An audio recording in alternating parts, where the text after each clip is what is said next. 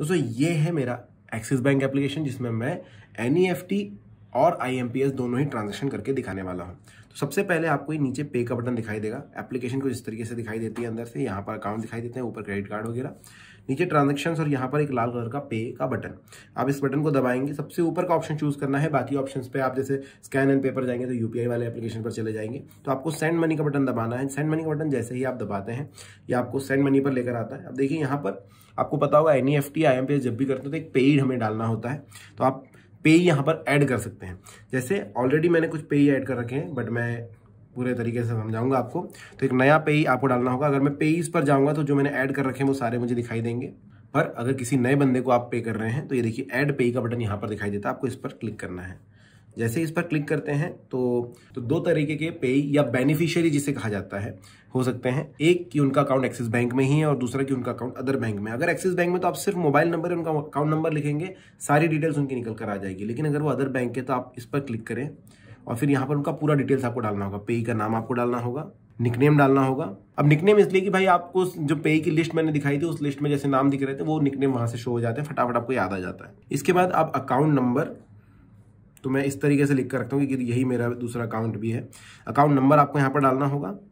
Account number को आपको confirm भी करना होगा एक बार, और इसके बाद आप नीचे जाते हैं। देखिए अगर आपने गलत डाला है तो इस तरीके से आएगा entered value doesn't match the account number. तो आप देखिए अगर ये वाला करेक्ट है तो ऊपर वाला ठीक कीजिए। देखिए अकाउंट नंबर मैच आ गया। अब आपको IFSC कोड डालना है। अब IFSC कोड आपको हो सकता है पे का पता हो, उन्होंने दिया हो, या फिर आप सर्च कर सकते हैं। तो आप उनकी सिर्फ सिटी पूछ लीजिए और उनका बैंक पूछ लीजिए। तो यहाँ पर सर्च का बटन है, ये सर्च का बटन आपको दबाना है और सर्च में जाकर के उनका बैंक डालिए। जैसे मैं यहाँ पर डाल रहा हूँ। बैंक सिलेक्ट कर लेने के बाद आपको उनकी ब्रांच डालनी होगी। ब्रांच यहाँ से आप डाल सकते हैं कि भाई जैसे मेरा था तो ये मैंने सिलेक्ट कर लिया। अब ये भी हो सकता है कि यहाँ पर सर्च करने पर सही से नहीं मिल रहा हो, तो आप नीचे देखिए सिलेक्ट स्टेट का बटन भी मिलता है, इस पर क्लिक कर सकते हैं।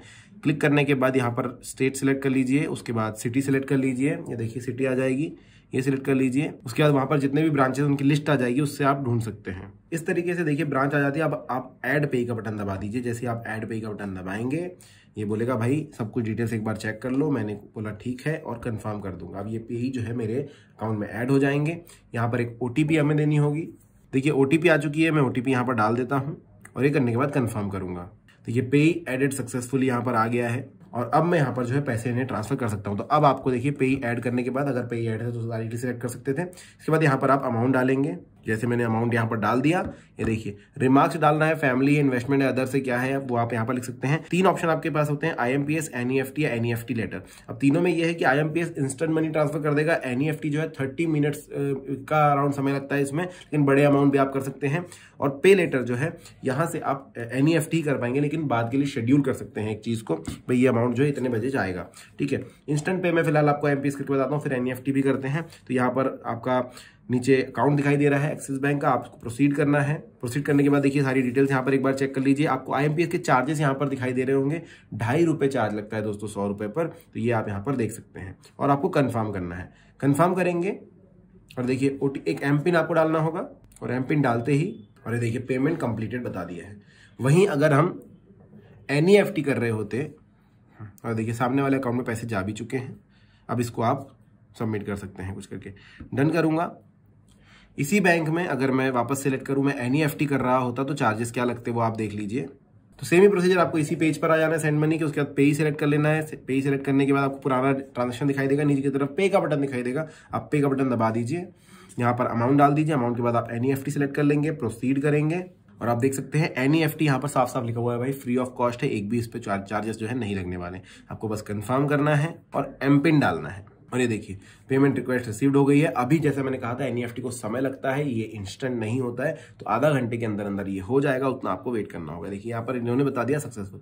अगर सामने वाले को जल्दी है तो आप उसके साथ ये स्क्रीनशॉट शेयर कर सकते हैं। यहाँ पर शेयर का बटन आपको मिल जाता है, ये शेयर करेंगे, ट्रांजेक्शन आप उसके साथ शेयर कर सकते हैं, भाई मैंने ट्रांसफर कर दिया, सक्सेसफुल हो गया है। तो इस तरीके से जो है IMPS या NEFT आप कर सकते हैं दोस्तों अपने एक्सिस बैंक मोबाइल एप्लीकेशन से। वीडियो पसंद आए तो लाइक करना, चैनल को सब्सक्राइब जरूर कर देना। Thank you.